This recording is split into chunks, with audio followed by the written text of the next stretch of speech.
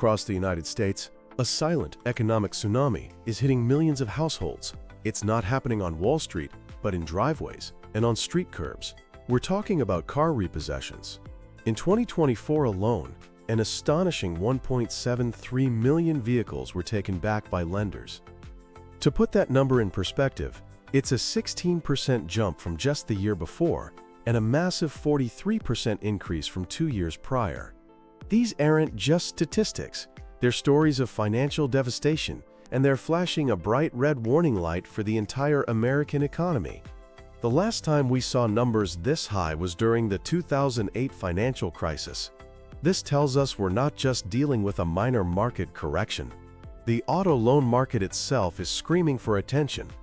Delinquency rates, which is just a term for people being late on their payments, have hit record highs, especially for what the industry calls subprime borrowers, people with lower credit scores. More than 6% of these subprime auto loans are now over 60 days past due. That's the highest rate ever recorded. It's a crystal clear sign that lower-income Americans are being squeezed from all sides. So what's going on? How did we get here? This crisis didn't appear out of thin air. It's the result of a perfect storm of economic events that started during the pandemic.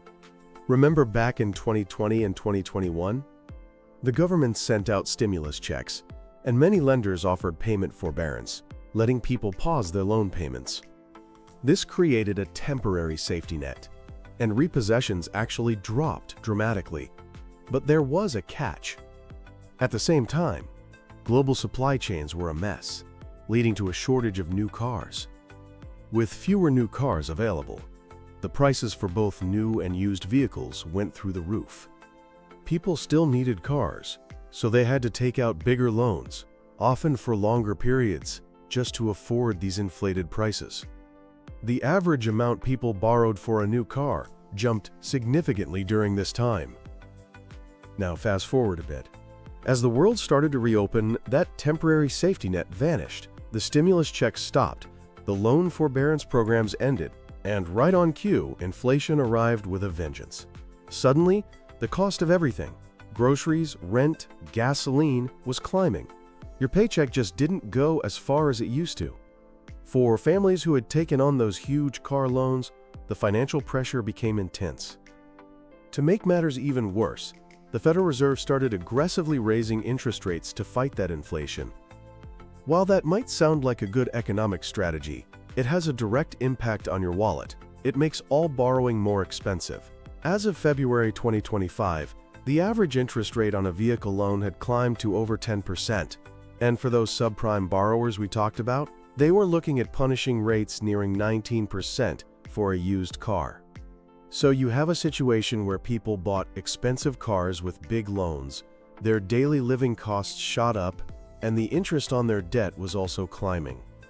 Lenders, who had been more lenient during the pandemic, were now facing their own economic pressures and started pursuing repossessions much more aggressively. It was a cascade of factors, a true perfect storm that left millions vulnerable. It's easy to get lost in the percentages in economic terms, but we need to remember what a car repossession actually means for a person or a family. It is a profoundly devastating event. In so much of America, a car isn't a luxury. It's an absolute necessity. It's how you get to your job. It's how you take your kids to school or to the doctor. Losing that vehicle can set off a devastating chain reaction. You might lose your job because you can't get there anymore. Your kids might miss school. Accessing basic health care becomes a logistical nightmare. But the financial pain doesn't even stop when the tow truck drives away. Here's how it works. The lender takes the car and usually sells it at an auction. But because used car values can fall, the auction price often doesn't cover the full amount you still owe on the loan. This gap is called a deficiency balance. And you, the borrower, are still legally on the hook for it. On top of that, you get hit with repossession fees, storage fees, and other penalties. It's a brutal trap. Even after losing their car, the average person can still be left with a debt of over $11,000. And of course, a repossession absolutely trashes your credit score, which makes it incredibly difficult and expensive to get any kind of loan in the future, whether it's for another car, a credit card, or even a place to live. It's a cycle of debt that can be almost impossible to escape. This surge in repossessions is more than a collection of individual tragedies. It's what economists call a canary in the coal mine. It's an early warning sign about the health of the entire economy. Why? Because for most people, the car payment is one of the last bills they'll let slide. Think about it. You need your car to earn money. So if you're missing your car payment, it means you've likely already fallen behind on credit cards, personal loans, and other bills. It signals a severe level of financial distress that has pushed a household to the breaking point. And this isn't just a problem for lower-income families anymore. While the pain is most acute in the subprime market, data now shows that delinquency rates are also ticking up for prime borrowers, people with good credit scores. This tells us that financial stress is becoming more widespread, spreading up the income ladder. It suggests a fundamental fragility in American household budgets, a weakness that could have serious ripple effects if the economy takes another downturn. The consequences of this repossession wave don't stop with the borrower and the lender. They ripple outwards across multiple industries. Take the used car market, for example.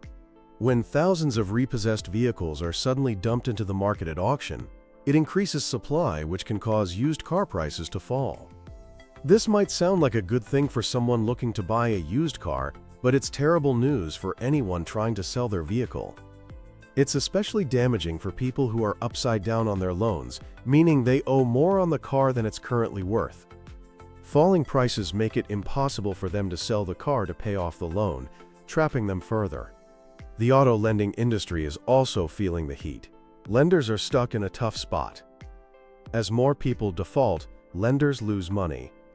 In response, some are tightening their credit standards, making it harder for anyone but the most qualified buyers to get a loan. But then you have others, like Ford, who have reportedly offered lower interest rates even to buyers with weaker credit, simply to move cars off their lots. This contradictory behavior shows the stress in the system. We've even seen some subprime auto lenders collapse entirely, raising serious questions about the stability of this multi-billion-dollar market. Even the repossession industry itself is struggling.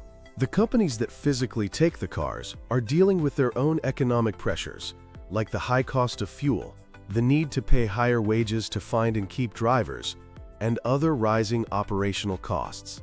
It's getting so tough that in some areas, there's a shortage of repossession agents, which creates a strange bottleneck in this whole unfortunate process. So, where do we go from here? Many experts believe this trend of rising repossessions will likely continue, at least in the short term, as long as high inflation and interest rates remain a reality.